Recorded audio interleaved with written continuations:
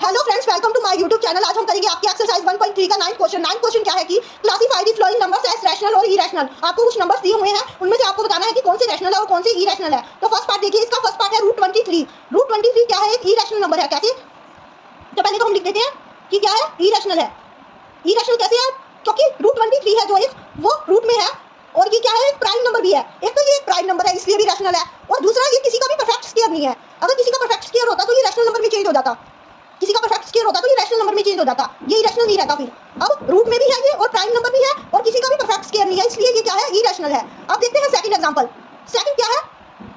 Second है हमारा √225। √225 perfect square है एक। किसका परफेक्ट स्क्वायर है √225? 15 का परफेक्ट स्क्वायर। तो 15 तो एक रैशनल नंबर है, इसलिए इसको लिखा जाएगा रैशनल।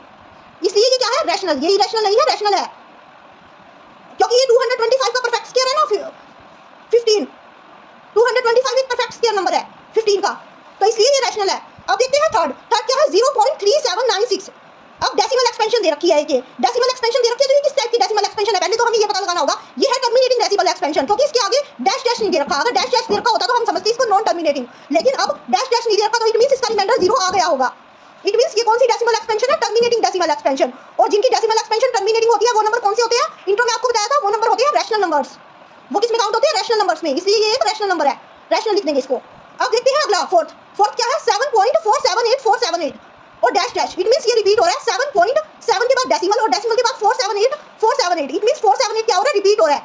तो ये कौन सी डेसिमल एक्सपेंशन होगी? Non terminating repeating. ये टर्मिनेट नहीं हो रहा, डैश डैश लगा रखा तो इसका मतलब टर्मिनेट नहीं हो रहा ये, और रिपीटिंग करके दिखा रखे, तो इसका मतलब ये रिपीटिंग है।